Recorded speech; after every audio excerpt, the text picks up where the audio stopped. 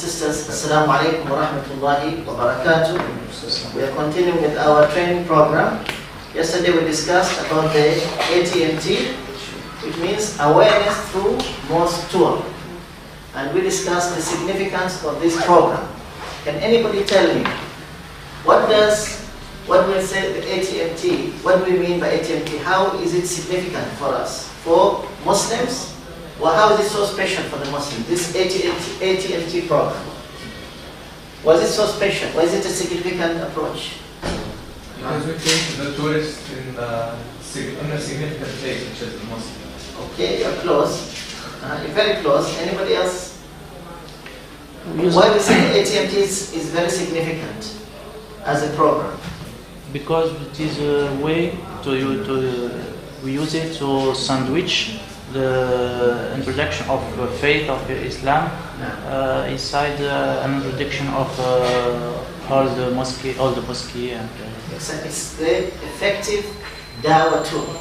It's a very effective da'wah tool that we should make Muslims aware of. It's a very effective tool for promoting Islam among non-Muslims. It's exactly what you mean. And what about for the non-Muslim? Why is it so significant for them? The ATMT. In terms of, we have Muslims and non-Muslims. What about for the non-Muslims? Why is it significant for them? What is the objective through MT? What do we want to tell them? To do what with the non-Muslims? To expose them to what? To our faith, to our culture, to our beliefs.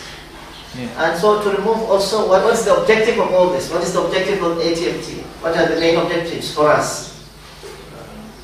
Introduce Islam. Okay, introduce Islam to the non-Muslims. What else? Anybody remembers? We had 3 objectives, maybe 4.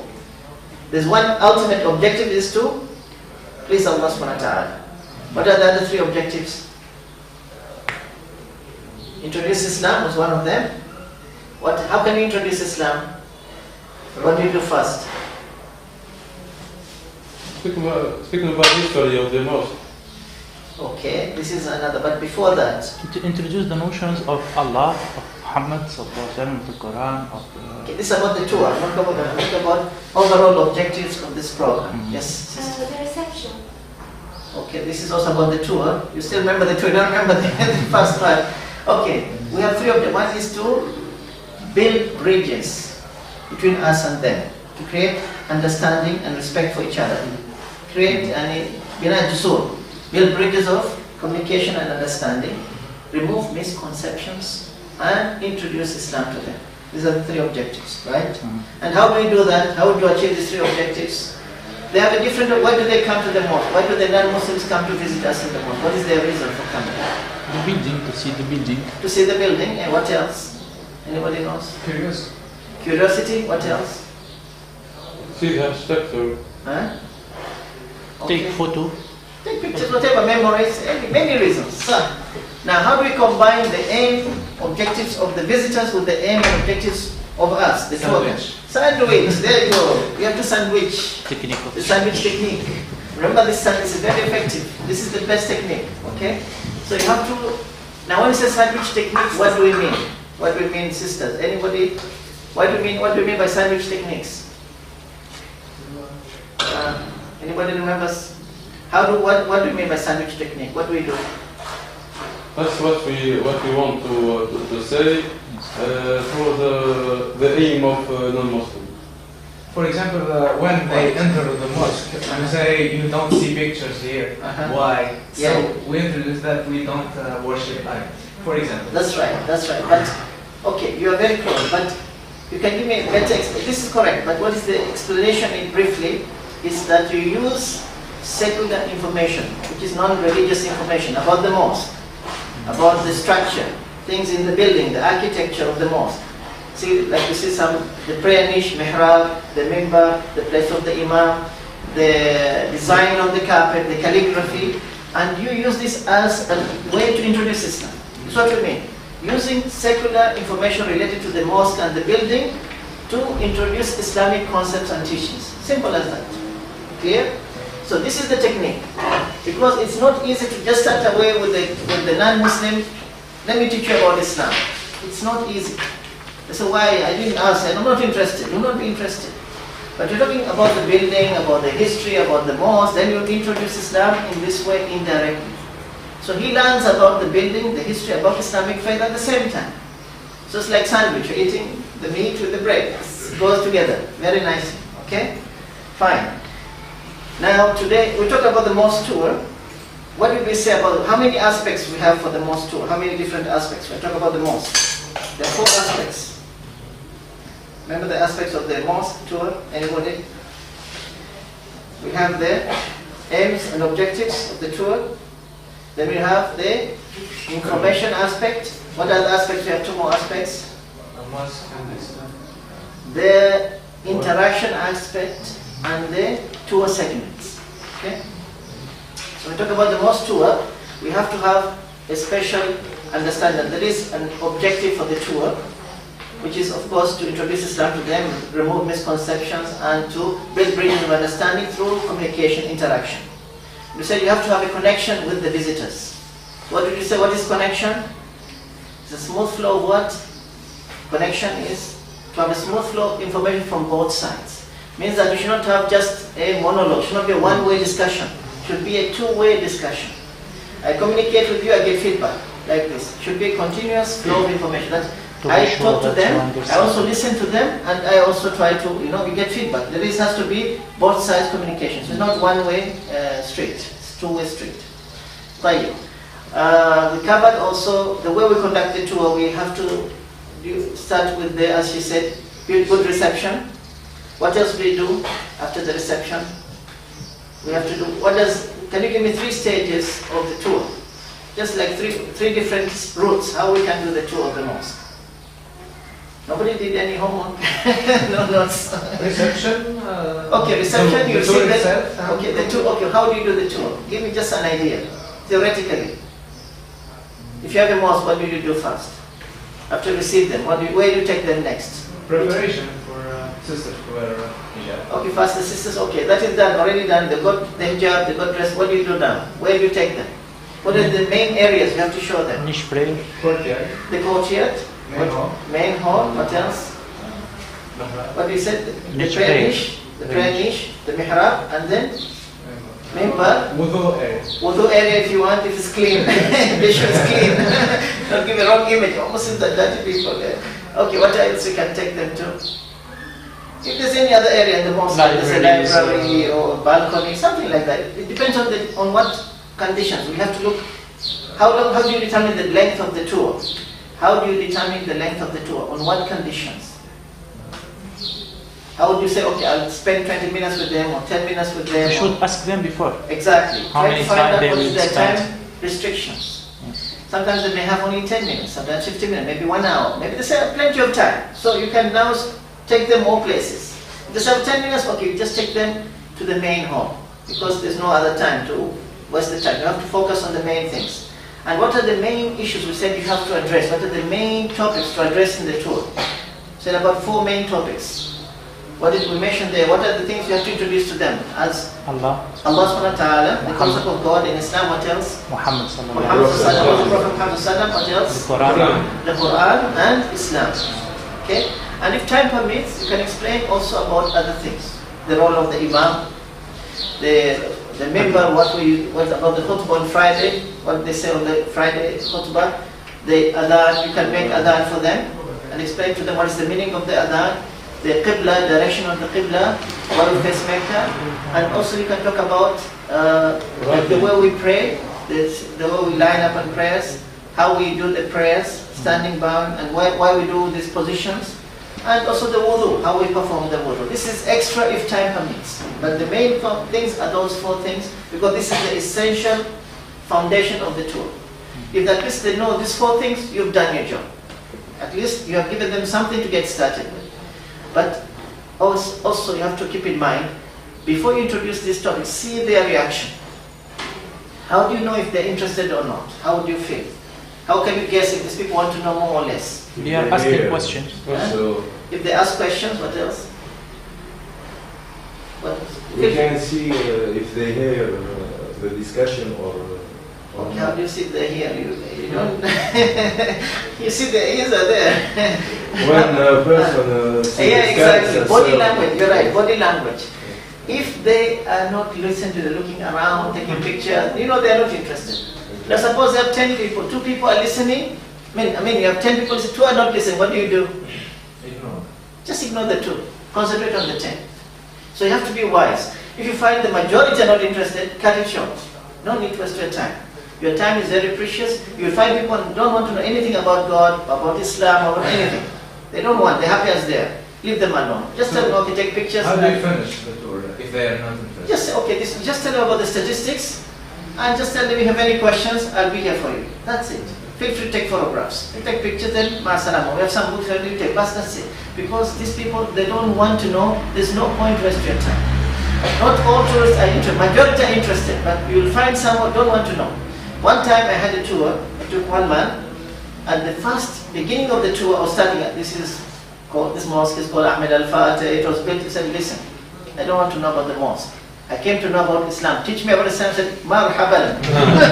This is what we want. Come, have a seat.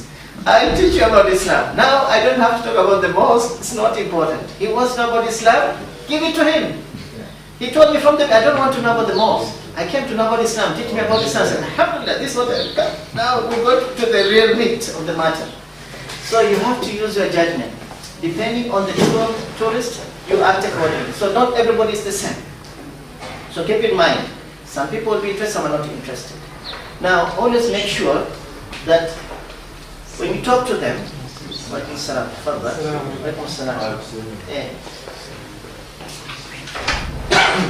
Sheikh, please. No. If they are not interested, I will leave them. No, you be there. You say, okay, I'm here. If you have any questions, feel free. Because sometimes you go to people and say, I don't want anything, don't tell me anything about Islam. Some people have been there many times. I just want to take pictures. I said, okay, go ahead, suit yourself. So but you have to be there to watch them because they may do something, you touch the Quran. So you just say, I'll be here, you take your photographs, and you can leave whenever you want. I will do nothing. Why not instead? I will continue to explain. Perhaps they will catch one word. It depends. Some people they don't want to listen. So it's like you are forcing yourself upon them. But we are not allowed to take them and leave them alone. You have to be there to watch them because they may do something un-Islamic, So you tell them, okay, no problem. I'll be with you. You feel free to take me. Then, if you have any questions, I'll be happy to answer them. So I've taken some people like that. And just wait. Believe me, they come back and ask you questions. Because if you treat them nicely, they say, this guy is not like what we expected, He didn't try to impose on us, so maybe we should ask him something. So they feel, this is not, you don't give them, because they act upon their impression. But if you do the opposite of what they expect, they will come back to you. Then they spend more time with you. So if you show that you are not trying to impose yourself upon them, you win their hearts. This is the way. Okay. So don't show you want to, no. Just act normal, peacefully, friendly. Okay, no problem. Suit yourself. They say, this is not what we thought. It's not trying to. Maybe we should talk to him. So there must be something about this. So create curiosity. You have to create that interest in their hearts and minds. Okay. So the Europeans are different. Everybody's different. But subhanallah, you may find sometimes unique things. Like I had a Japanese group with me. And I took them for a tour, totally dead. No interest. They're just looking like this. I said, these guys are hopeless. When I came to talk about the prayer timings, we have this a prayer plus with the timings. Now it's clicked. This is based on the sun, this is sun. They're taking pictures now, they're all active. SubhanAllah, I don't know what will click with them. So you don't lose hope. Sometimes even people seem to be dull and dead. They get alive sometimes, So you may hit on the right point. There's one guy, he was American. I took him for the tour, he's not interested. Then in the end, I said, you see, we Muslims, we follow the Quran. Our constitution is like a manual, You have to follow it to be, like you have a car, you buy a new car, say, I have a nice car, it's Toyota Corolla. When I bought it, I had to follow the maintenance manual. So I had to fix it at this time, change the oil and filter after 1,000 kilometers, after 2,000. This guy was so impressed. He said, this is the first time I understand Islam. I said, why? He said, because you said it's like, the Quran is like a manual. We are working, we are firefighters. Everything is based on the manual. now I understand Islam. So he is thinking in terms of manuals. His life is all based on manuals. This clicks with him. I didn't even think twice about this issue. It's like, it's our constitution, it's like a manual you have to follow to maintain yourself spiritually. So this guy, he got this point, it stuck to him. He said, this is the first time I understand you guys. When you said manual, this is the way we live. We base everything on manuals in our work. Now I really understand what you're talking about. So you never know, subhanAllah, what you say may affect them and it may have a good result. Okay, that was a quick review. Inshallah, try to maintain that because I want you to keep always aware of these things. Don't just listen and then go and sleep and forget about it, you know. Now today we are having a session on the frequently asked questions. This is the most difficult aspect of the tour. All what you talk about is easy. Showing the visitors around is very easy. Talking about the mosque and statistics is very easy. All this is fine. But when it comes to the question, this is the tough part. So you have to pay attention. I've asked them to give you the questions and answers. They'll be bringing the notes, so you have it with you. But right now, I will explain using my PowerPoint presentation. However, you'll be getting the notes shortly with the question, and so don't have to write down anything. So they're going to bring it to you. So, just a minute. Okay. Now, this is frequently asked questions. Okay, this is actually, these questions are based on our experience in Bahrain. We could have different questions here because maybe different tourists, because most of our tourists are Westerners, British, American, French, German, and these people. Still have Chinese and Indians and all these people. So after so many years, we collected that these 20 are the most commonly asked questions. We had to prepare answers for them. So we sat down as a team, me and my colleagues, made up these answers. Now this is our answers. I'm not saying this is the only answer. You could have better answers than me, and maybe you can share that with us. And probably you will learn as you go along with your experience in tour guiding that there are other answers which are better than this. So we are sharing with you what we say to them, which we found to be effective and convincing for them. Okay? So I'm not saying this is the perfect answer, no. There may be other answers which are better than this, but this is the answers that we use currently, which have been very, very effective in convincing them. Now, before we go on, you have to get some. We call like suggestions for you. When you're dealing with questions from the visitors, remember, okay? When you talk about Islamic do's and don'ts, prohibitions, what is halal, what is haram, don't only say this is because the Quran says so, or Allah commands us, or Prophet Muhammad said so. They already know that because it's based on your beliefs. They want to know what is the rationale, what is the logic behind it. Wisdom. Why do you abstain from drinking alcohol? Why don't you eat pork? Is there any benefit? What's the wisdom behind that? Does it make sense to somebody with the modern time, this age, that you should do these things? This is what they're trying to say. So if you just say it's from Allah and that's it, they'll not ask any more questions. You close the door, halas, finished. This is correct answer, but it's a drop and done answer for them. Because they don't believe in Allah or in Muhammad sallallahu alaihi wasallam. We do that, we accept that, but they don't. So you have to try to find the wisdom behind it. As long as you know what is the wisdom, you should share that with them. So you should highlight the rationale, the wisdom, and the benefits of what we are doing. Why we don't do this, why we do that. If we know the hikmah behind it. If we don't know, so we submit as Muslims to what Allah has best, because we know that that is in our best interest. Allah will not command us to do something that's harmful for us. Only commands us what is best and what is beneficial for us. Okay? So keep in mind, you have to make it has to make sense to them, logically. They think rationally, especially Westerners. Just saying it's because of the Quran and Sunnah, it doesn't benefit them. Even quoting from the Quran and Sunnah is not necessary. Just based on the Quran and the prophetic tradition. Don't go into quoting the ayah and the verse. It's not necessary for them in most cases. Because they don't know what is the Quran, what is the Sunnah. Okay. This already I've mentioned. Right. Now, keep in mind, most of these visitors who are coming for the first time, they don't know anything about Islam. Majority will know very little about Islam. If they know maybe a little bit, but even maybe distorted information about Islam. So don't go into details about anything. Give them simple, basic answers, like small child. How you teach that little information. If you give them too much detailed information, you lose them, because they don't have the basics. So So focus on keeping your answer brief and precise, to the point. Unless they want to know more, unless you feel that they can absorb more, depending on their understanding. Because some people are professors, because sometimes people who are scholars, they know about Islam more than us. I've found people who are more knowledgeable than me. They have read about Islam, they have doctorates in divinity, and these guys you cannot, you have to talk on that high. It's very hard to talk to those guys who are more intellectually aware than you. So you have a challenge there. But most people, they don't know even the ABCs of Islam. So talk to them on the level that, as Imam Ali bin Abi Talib said, خاطب الناس على قدر عقولهم أتريد أن يكذب الله ورسوله. So speak to the people to the level of the intellect. Don't go beyond that. But if somebody is not that educated, speak to. If it's more educated, then you can go higher. So keep in mind that we should try to keep our terminology correct, because if you speak to them in Arabic terminology, I say always Allah, as-salah, as-zakah, as-sawm, al-hajj, it doesn't make sense to them. Most of them, they don't know what are these words. So, yarhamkallah.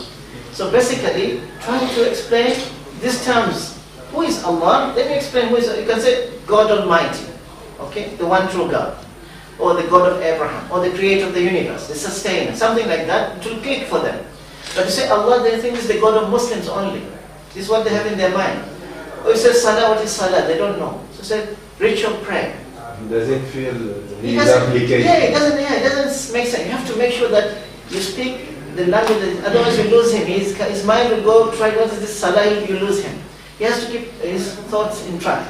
Talk about Sawm, fasting, Hajj, pilgrimage to Mecca. So use this term, avoid the Arabic terms for non-Muslims because they get confused.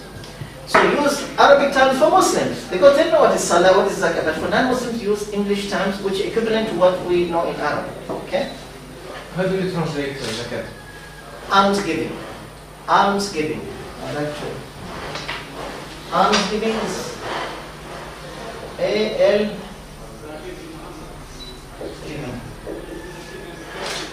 Others say obligatory charity. Obligatory charity. Charity means sadaqah. This is actually better. This is almsgiving is more correct. Yeah. But obligatory charity can be used by others, no problem. Like sadaqah, but which is fard. Yeah, sadaqah and fard. In the Quran I said sadaqat means zakah, also applies both. Sadaqah can apply both for zakah and for sadaqah. It's optional. What is almsgiving is zakah. As-zakah. This is another word for zakat. And charity is sadaqah, charity. Here is charity, sadaqah, but say obligatory charity means same thing as this one, as zakat. So avoiding zakat using almsgiving. Okay? So we have in the Christian, they use the teeth, they call it tithe, so they call it tithe. This is the Christian terminology, T-I-T-H-E. The tithe means they have to pay a certain percentage of their income to the church. This is actually deducted from their salary monthly. The Christians have to pay this portion every month. So they said, how much you pay? 72.5% annually. You pay 10% every month, more than the hummus, the other guys are taking. So these guys, what they do, they don't register officially that they're Christians. You know why? The government will deduct money to the church. So they say we are atheists or agnostics, so they don't get their money deducted. This is what they told me, some of them. In the law, in some countries like Germany, if you're a Christian, that portion is taken from you, from your salary given to the church immediately when you get your salary. So they say the church is taking our money, you know. So they don't want to be registered as they are just atheist, agnostic or something like that. So they don't get that money deducted. Okay, so we are like you only take 12%, alhamdulillah. And that's if you meet the nisab. There is no nisab. You go this line, that's it, gone. Okay, fine. Sheikh, when we use the almsgiving, it should be a technical word. They understand it? That yes, it is zakat for us. You should explain. Almsgiving is given. We take a portion. We have almsgiving, which is we take a portion of our savings annually, 2.5%. We should explain it. Yeah, you explain, of course. Yeah. Generally, it's almsgiving, but say we are required to pay 2.5% of our annual savings if we meet the minimum criteria of being wealthy, which is the nisab, minimum criteria of being wealthy, which is valid based on how much wealth we own at the end of the year, or our savings, and that's different for different items. But you don't have to go into the details. So it's roughly 2.5% of your annual savings. You calculate if you meet the minimum criteria of being wealthy. You don't tell me you have to have 85 grams of gold and how many grams of silver. No need 585 grams of silver. It's not necessary for them. Just say 2.5% of annual savings if we meet the criteria of being wealthy. Okay? And okay, so the terminology has to be easy for them to understand. Use simple English for them. Don't use complicated words. Make it simple and easy for them to understand. So we have covered these issues. Okay. Now the first question. Why are there pictures or statues? Why are there no pictures or statues in the mosque? This is common for visitors. When they enter the mosque, the first thing they notice, there's no statues. Because in their churches, they're full of statues. So many images, pictures everywhere. So they say, why don't you guys have these statues or images? So what would be the answer? Anybody can give me a good answer? Try. Try, give it a try. You said it yesterday. Yeah, I told you. Don't worship idols. Exactly, it's one of them. Any other answer? Yes. Muslims worship God, and God has no image. Excellent. Anybody can contribute to that also? That's good answer. I have an answer for their answer. Yeah. We can say that we put pictures just for decoration and not for worshipping them. Well, we would say that. What will he answer? No, the thing is, okay. Do you want to add to his answer? You mean? No. If I answer them, we don't put pictures because we don't worship idols. Yeah. I they say you can just put pictures for just decoration, not for worship. Okay, I'll come to that. Okay, I'll come to your answer. Okay, fine. Normally we tell them, look, if it's a matter of decoration, we have many things we use. We use alternatives, like we use geometric designs, we can use floral designs, we put stars, crescent things. We don't use pictures for the fact that there is no need to have pictures of stars, because if the sole object of worship is God Almighty, we don't have to make an image. There's no need for, because nobody has seen God face to face to make an image of God. It leads to veneration. You put a picture, somebody will start venerating that picture and bowing to it and praying to it. Like they do in the Christians, the picture of Jesus and Mary, and they start praying towards them. And over time they worship them. So Islam prohibits idolatry. And this is actually the way it starts, through images. And we believe that this is because Islam is based on pure monotheism. Allah commanded us, or we must believe that anything besides God cannot be worshipped. We are not allowed to worship anything besides God Almighty. Since God is unique, is incomparable to any of His creatures, we cannot make a picture of Him. Now if the purpose of putting these pictures and images to worship God, then we have alternative. The purpose of image to beautify the mosque, we have many ways. We use the geometric patterns, we use calligraphy, we can use architecture, we can use flowers, we can use stars, and this is the way we do it. Okay? So the idea is to avoid idolatry, and this is also in the Bible. In the second commandment, or the second commandment, God said you should have no false gods before me, the book of Deuteronomy. The second one, thou shalt not make any graven images of things in the heaven above, the earth below, the sea beneath. You shall not bow yourself down to them, nor serve them, for I, your Lord, your God, am a jealous God. So in the Old Testament, the Ten Commandments, it's prohibited to make graven images according to the Torah, which the Jews follow and which the Christians should follow. But they have left, unfortunately. So, yes, sir. Also, in church, for example, they use statues and pictures to when someone enters, he will be impressive. So we haven't to impress people with pictures, because impression is in heart. That's right. So actually the question should be put the other way. Why should we have pictures and statues in the first place when the sole object of worship is God Almighty? You could ask them in the other way, why do you need pictures? Because God is the one you're worshipping and doesn't have an image. Why should you have pictures in them? So this is a good way to answer. So I give you the answers here. And you can see it's a way to avoid idolatry and worshipping idols, which is the greatest sin in Islam. Okay, this note you'll get inshallah, they'll bring for you. And we have noticed that it is also in the Bible, in the 10 Commandments. First commandment in the Bible, and for reasons other than you said, we can use alternatives. So this is the answers which we have prepared. What exactly you are saying? The same answers. Okay? طيب. Clear question number 1? Any question? Everything clear? Anybody has any queries? Stop me. Okay? So number 1 is done. Number 2. Okay. Why? Let's try first this one. Why do Muslims have to pray 5 times a day? You guys have nothing to do all day, bowing, prostration. So, what do you tell these guys now? We are free all the day. We don't have any job. Just pray. So, what do you say? Anybody? Father. To be related every time with God. Yeah, to have a close contact with God. Excellent. Anybody else? Keep it, don't be shy. Yeah, okay. We need peace. The prayer gives us this peace, and we should be related to God every time. Excellent. Performing the 5 prayers gives us spiritual fulfillment in life, and that leads to inner peace in our hearts. And this is what we get from this prayer. It gives us inner tranquility. أَلَا بِذِكْرِ اللَّهِ تَطْمَئِنُّ الْقُلُوبُ. Only by remembering Allah do the hearts find peace and tranquility. Excellent. Any other answer? We can answer. Yes. Answer.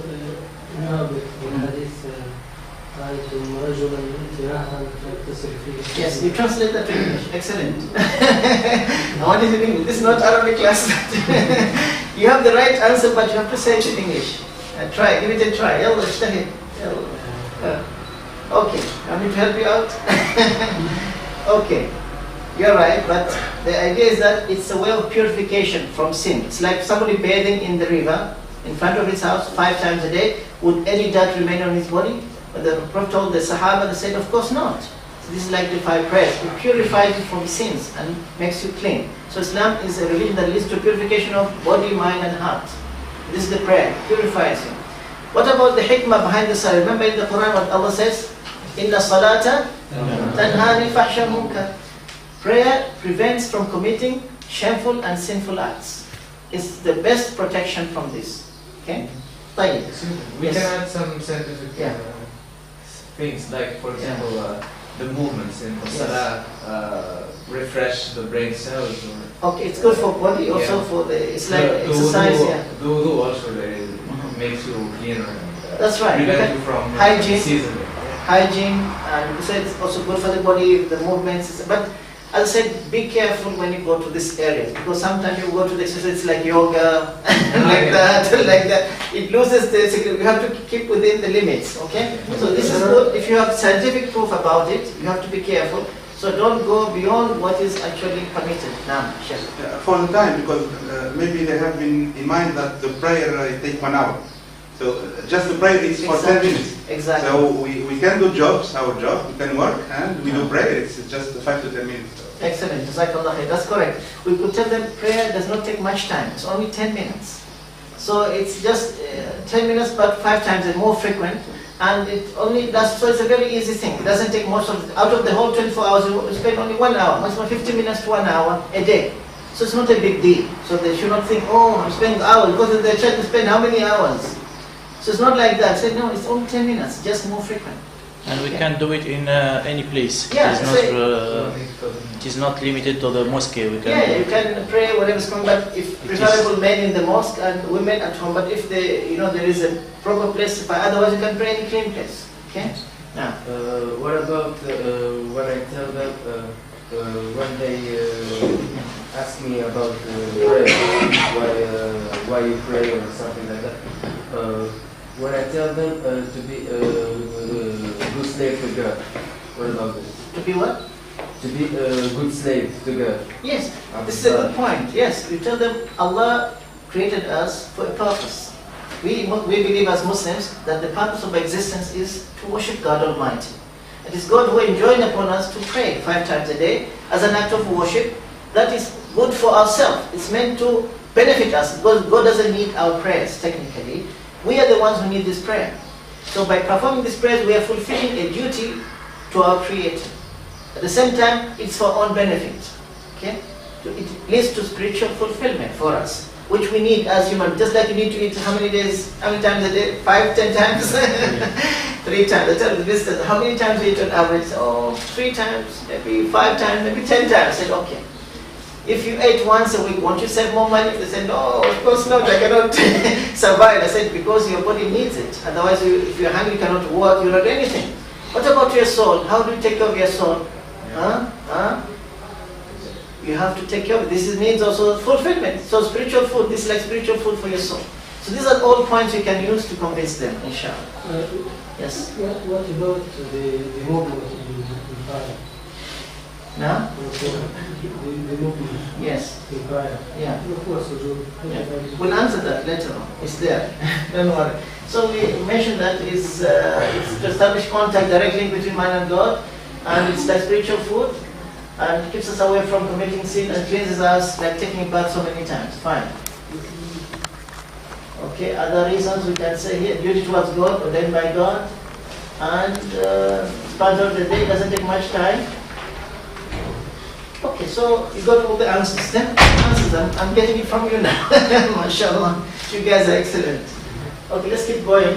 So we have many questions. Fine. Now, this is the other question. Is the Imam like a priest, and how is he appointed or selected? Suppose somebody asks you this question, what would you say? Sisters, why are you quiet? Nobody's participating. Okay, what would you say? Let's say the sisters. Why? If somebody asks, what is the Imam like a priest? This is the first question. Can we compare our Imams with the priests? What is priest? Priest, and somebody is in the Christian church, is the priest, is the one who leads their prayers and performs all those rituals. So is it the same? No, the same. Not the same. You can't say Yes, sister. you can't say Bishop? Okay, bishop are like priests also. Bishops, priests are the same, from the same, like Catholic Church. But I'm talking about comparatively, if you compare Imam with the priests, are they the same in terms of their responsibilities, in terms of their powers which they have? No. Everyone can be Imam. You should explain. Okay, one at a time. Please raise your hand. Okay. You should explain that the Imam is not an intermediate between the worshipper and God. Excellent. Imam is just to lead the prayer. That's it. Perfect. There's another answer. Yes. Every one of us can be Imam. Excellent.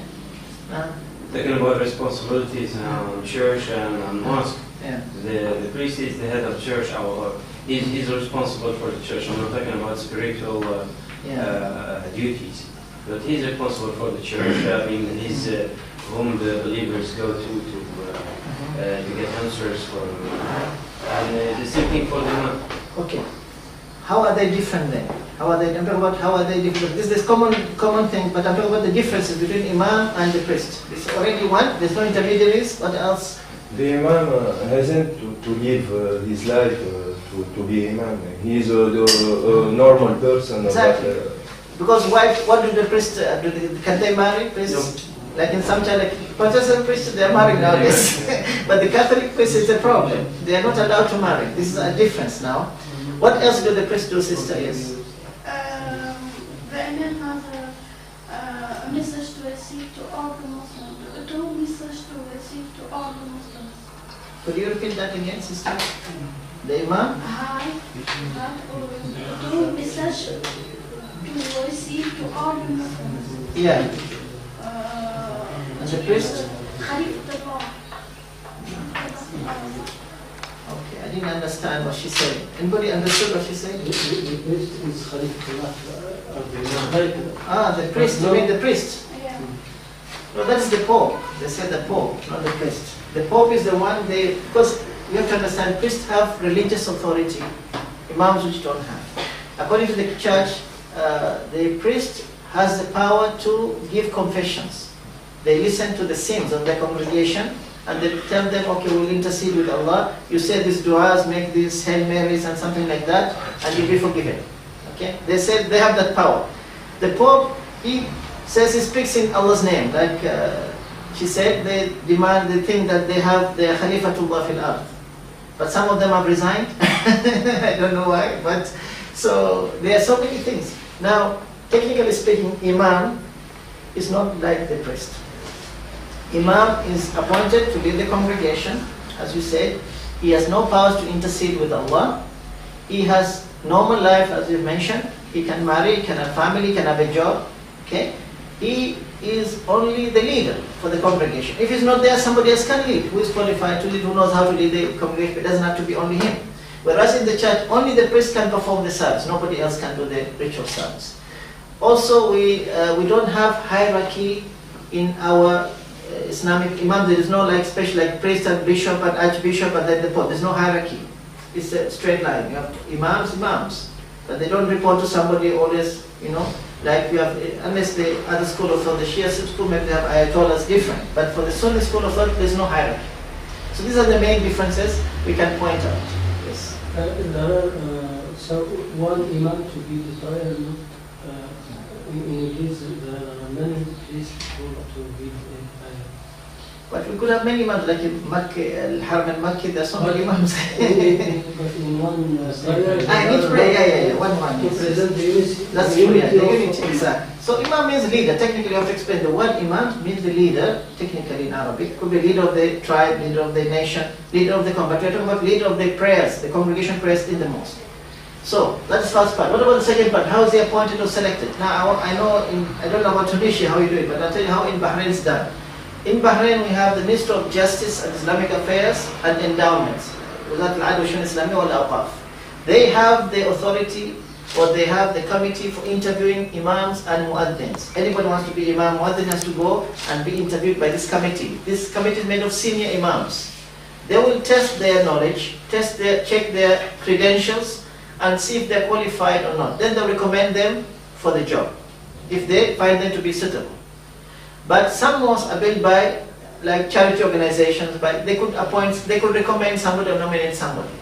Still they have to be approved by the authorities. So everything's now through the authorities. But in many countries before, the imam can be selected by the community or by the congregation of that mosque. So I don't know how you do it in Tunisia. So how do you do it here in Tunisia? After or before? We have two phases. Two phases. The old phase, how was it done?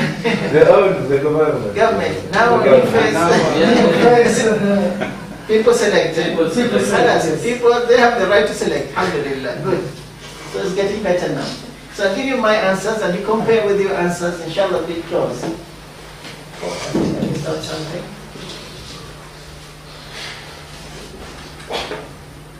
Okay. So, sorry, now to answer, we have to first clarify the role of imam. So we have to explore what is the role of the imam. He leads the congregation prayers, there are matters of faith. He has no special religious hierarchy, authority as to forgive sins or listen to confessions. It is a normal life like other people can march. Same thing we've talked about. What else? On the other hand, the priests, they have authority. They have religious authority to listen to confessions of sins by members, and in some degree in the Catholic, they're not permitted to marry. I mean, they are totally devoted to their profession and be full-time pastors. So this is a problem for the church. Nowadays, many priests are quitting because they want to get married. You know, in the Catholic Church, they have declining numbers. Some have committed so many bad things, scandals that the church is trying to cover up because they cannot recruit new priests. They keep moving them from one place to another. Maybe you read the news that they commit so many bad things because they need to get married. This is a better solution for them. I think the best solution is they should become Muslim. Solve the problem. You know. Okay, so this is about how the imam is selected. So it's a respect based on his ability to recite Quran and knowledge of Islam and good conduct. These are the qualities of a good imam. Okay? فَالْيُؤْمُ أَقْرَأُكُمْ يعني إِمُكُمْ أَقْرَأُكُمْ, and also somebody who has good conduct and character. Fine. This is a tough one. This is common by all pastors, especially the women. They want to know, why do you have the women covered? Why you must have to be covered? This is a big and tough question. But it can be easy to answer. Anybody can tell me, how do we explain this to the non-Muslims? Why women have to be covered? Yes. When the woman want to be married with when the men Muslim want to be married with a woman Christian, the woman Christian will be converted. This is the question. No, it's not the question. The question is why women have to wear the hijab. He understands converted, no? No, not converted. Covering, I mean hijab. Wearing. Why they have to wear hijab now? Yeah, I've heard this sheikh giving this example. Like if you have a precious diamond, you would be keeping it in a safe place in a safe under, on the floor, second level under, and you would be, you would be like keeping an eye on it, putting a camera, and then from time to time, taking off dust out of that diamond, That's how women in Islam. Oh, she's precious, right? Yes, she's valuable. Okay, excellent. That's a good way. Any other one? Yes. If the non-Muslim is Christian, you can ask them the question, why Maria have to be covered? Good point. Okay, say what about Christian nuns? We should say, why is it surprising when you have Christian nuns, the habit, they call it the habit, they're fully covered.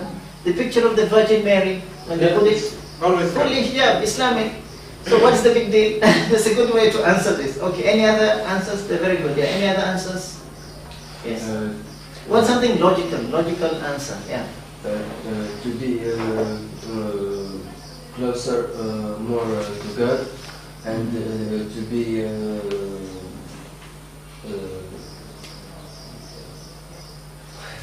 okay, no problem.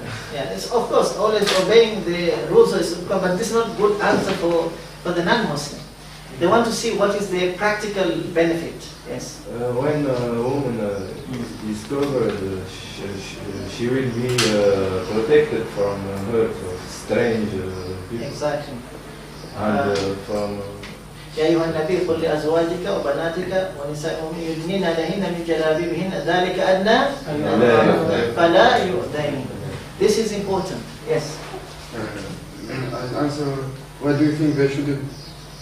Exactly. From their answer, I prove fault with their answer. Okay, this is another approach, but you have to have a good argument also, of course, to prove that. So what will you give the proof for them? For example, if they answer me back, yes. Because they have to be free. Yeah. So I answer.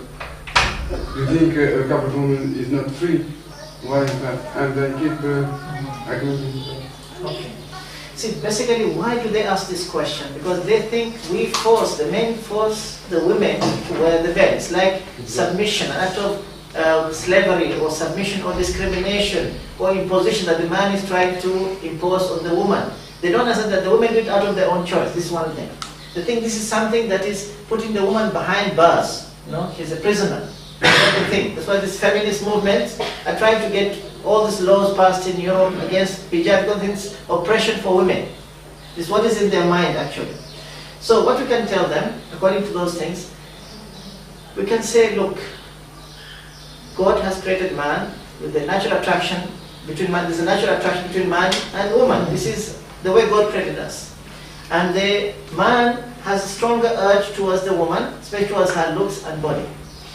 And Almighty God, in His wisdom, has commanded us to observe a certain dress code so that we maintain our modesty and dignity, okay, and not to lead to any temptations, and also to maintain our spirituality, so we have a clean society. Of course, when a woman, she goes out in public and she's dressed attractively, it will attract attention for other people. And not all men are clean-hearted. Some men are good, some are bad. So they may harass her, they may molest her. So this dress code is actually, it helps to protect the woman from the evil prying eyes of bad people who may cause harassment and discomfort for her, even crime against her.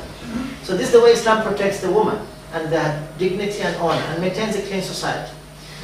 Another answer which we could do is like, if they are Muslims or they know about Islam, said, okay, we have in Surah An-Nur, chapter 24, verse 31, Allah says, وَقُلْ لِلْمُؤْمِنَاتِ يَغْضُضْنَ مِنْ أَبْصَارِهِنَّ وَلَا يُحْفَظْنَ فُرُوجَهُنَّ وَلَا يُبْدِينَ زِينَتَهُنَّ إِلَّا مَا ظَهَرَ مِنْهَا. This means that they are not permitted to expose their ornaments of beauty in public, because this could lead to attraction from the opposite sex, which cause problems for them. Because Allah, who is our creator, who created us, He knows what is in our hearts. He knows the nature of man. He created us. He knows what will attract attention. That's why they are required to cover their beauty in public. And this beauty is only to expose to their fathers, to their husbands, to their children. They can expose the of the hair, but they have to be christened dressed. And it's not meant for public consumption. So the woman's beauty is reserved only for her husband. But she can wear normally at home, in front of her fathers, or her like brothers, male children, and things like that. Only if the strangers who are non-mahram, she has to cover. It's a way of maintaining decency and modesty in Islamic society. Because Islam promotes virtue and prohibits evil and sinful acts. Because everything starts with the look. You look, and then you desire, and then you have the desire to follow up and meet and so forth. So everything starts with the look. And they say a look, then a smile, then a talk, then a meeting, then the warmth of the bed. That is the way the Americans put it. So I'm telling you that Allah said to lower our gaze. That is the first step. So this hijab is not only for women, also for men. وَقُلِ الْمُؤْمِنِينَ يَغُضُّوا مِنْ أَبْصَارِهِمْ وَيَحْفَظُوا فُرُوجَهُمْ ذَلِكَ أَزْكَىٰ لَهُمْ إِنَّ اللَّهَ عَلِيمٌ بِمَا يَصْنَعُونَ. So we have also, men have to do the same. So men and women are required to lower their gaze and to also dress decently. So Islam prescribes the woman, she goes that she should cover all her beauty because all her body is technically private. Only the face and forearms can be exposed in public if there's a need to do so. And she should wear a covering or cloak over her normal dress code. So it should not be skin tight, it should not be transparent, it should be not too attractive, simple, plain color. The idea is to avoid bringing attention of the opposite sex. And the men also have to dress decently and also behave decent. So hijab is not only just dress, it's dress and speech and conduct. Because a woman could dress properly and then the way she behaves would attract attention. The way she walks, the way she talks would attract attention. So the speech is involved, the conduct is involved, the dress code is involved, all this is involved. So it's all part of the rules of hijab. Thank you. Let's see the answer here. Now this is the first answer, which is based on the Quran, which is, I would say, which I was just explaining now.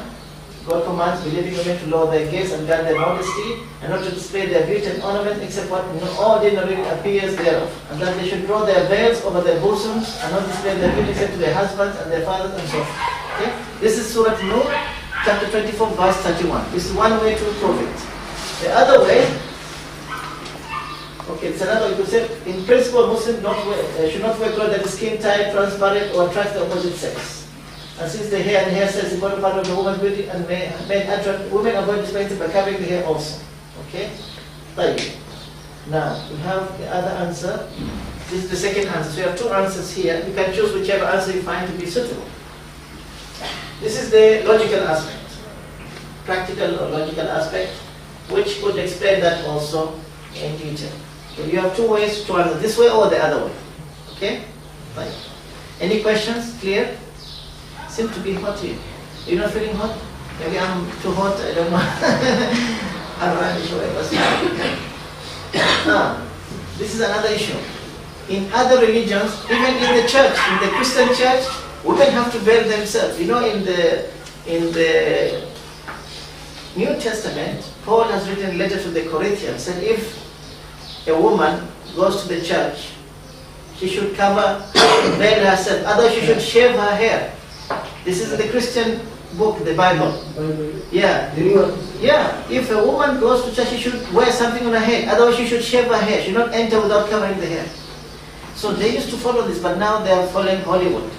Unfortunately, it's not Hollywood culture. The original Bible is no longer being followed. If you take the old movies in America in the 1920s, 30s, the women are fully covered with petticoats and all this thing. You don't see anything. Except the face only. They cover completely. They were wearing like it's Muslim women. Those women, those they called the Puritan fathers, went from Europe, migrated from Europe to America. They used to wear fully Islamic hijab. But slowly, Hollywood started to remove the clothes for them. So this is actually a recent development. Technically, in old times, they used to cover properly. Yes. Some Christians tell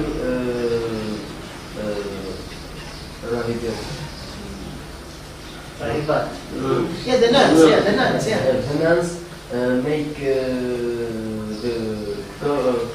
cover it just in the church. When they no, even outside the church. No, that's not true. I've seen them. I went to nun school, convent school. They were throughout. Outside the church, I was in convent school for most of my studies. I went through the church school. They were throughout, not only in the church, throughout. Maybe these are new modern style nuns. I don't know. They want to be fashionable. After dunya, they're not really nuns. They're actually something else. Yeah. Because they cannot, because nuns are required to wear the habit throughout, not only just in the church. Yes. Maybe something to add on this. Yes. So this answers. I've seen a very good video. It was Yeah. a conversation between a Muslim girl and a non-Muslim girl. The non-Muslim claimed that when wearing the hijab, the Muslim girl is submitted, as you said, to her husband. Maybe someone oppressing him or obliging him to wear this, or maybe because just Islam ordered her to wear it this way. But the answer of the Muslim girl was very good. She said, you are claiming that I'm not free, but actually you are not free because you are submitted to fashion, to new models, to makeup. You are not free. I'm freer, at least. MashaAllah, good answer. It's another good answer. Very good. Yeah. You see, what is happening, the Western women are suffering. Why? They have to follow fashion. Every time they have to get to the latest fashion, to spend money. And they have to keep making up and looking, this worried about her looks. She wears the hijab, she doesn't spend money on makeup or do all these things. She saves a lot of money. She feels freer. Another thing is that we want the women to be judged by their character, not by their looks. See, so if a woman, she's beautiful, people think about her as a sex object. Yeah. They don't think of her in terms of what is her intellectual capacity or conduct or things like the character. But in Islam, you judge a woman by her character and intellectual ability, not by her looks. It's another way. So you can create good answers. You know, this is the way. You have to keep looking for better answers. Nobody has the most perfect answer. Keep looking and trying to improve all this. So I'm giving you the tools to get started and you build upon them. Yes. What if they answer back why men are not obliged to be covered? We are covered. You tell them, we have two, we got Islamically, we have definition of what is considered private for men, different from what is private for, in terms of our body, aura, we call it the aura. For the men, minimum coverage is from the navel to the knees. If a man comes to the mosque wearing shorts, you have to send him back. He's not properly dressed, he has to be below the knee. This is Islamically. If you are poor, you cannot afford, then at least minimum from the navel to the knee should be covered at all times, except in front of your wife. But if you can afford, you should cover all your body. This is the Islamic rule. You should cover your body decently and modestly. This is Islam for both men and women. Men have to lower their gaze, women have to lower their gaze. This is another hijab for the men. They have to lower their gaze. Also, when women speak to the men, they have to speak straightforward, not with the nice, seductive way. Because if a woman, she's fully covered, speaks in a seductive way, she will create some different idea about herself. She'll be straightforward and businesslike. Also, the way we walk, or the way the woman walks, you should not attract attention of the opposite sex. A woman, they fully cover, but they walk in a way that makes other men look at her again. You know, Even if they choose. Yeah. The shoes of women. Yes. Should not be there, like, make the noise, you know, tack, tack, tack, and everybody's looking, who is this? So you're not wearing hijab, actually. Unfortunately today, the hijabs are more fashionable than the other things, you know. What is happening now, I've seen in Bahrain, unfortunately it's so bad. The women put hijab so much decoration, it destroys the purpose of the hijab. It's better that she doesn't wear at all, because it's so colorful, so attractive. It makes people look at that lady rather than avoid the look. It's totally wrong to do that. And we should not allow that, because hijab should be simple, plain. It can be any color, but doesn't have to have those attractive designs and all. They're now competing in fashion with hijab. Some women, they cover their hair and they give pants. Hijab used to be 5 dinars, 6 dinars, Bahraini. Now it's over 100, 300, it goes up and up. It's becoming now fashionable. These are competing. This is the problem of Israf, and this is actually against what Islam teaches. So I believe that women should fear Allah subhanahu wa ta'ala, not commit this mistake. Now, why do women wear black and men wear white clothes? What do you think? Is it required Islamically that women should wear black? No. So, why then the women wear black? Tradition. Tradition or what else? Is there any benefit for wearing black color? Can you think of any? It's not attractive. What else? Least attractive color. What else? Another point also. It is.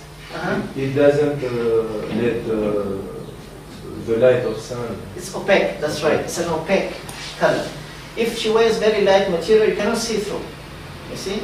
Other materials, they have to make it thick so you don't see through, so it becomes hot for the lady. Especially in hot climates like we have in the Gulf countries, very hot, we prefer black because you can make it very light, so you cannot see through what she's wearing. Because it's an opaque color. If they use other colors, it will be very, very hot for them. See? So that's the difference. Okay? But as I said, it's a matter of choice. Then why do men wear white?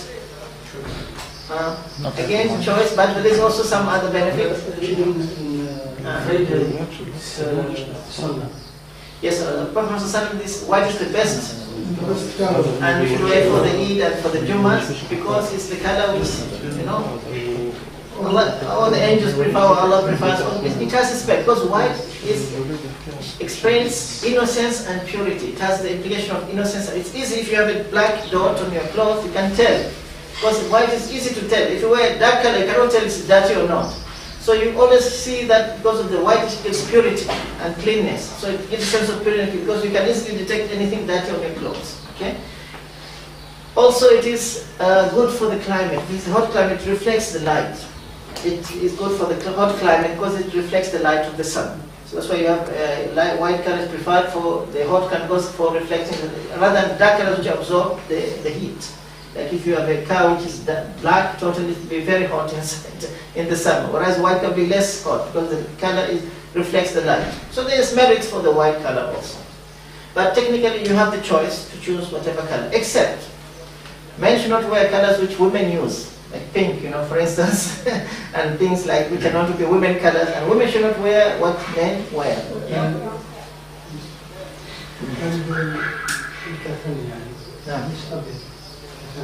Okay, yeah, this is, as I said, it is sunnah. It is like a practice from the time of the Prophet ﷺ that we use white color to bury our dead.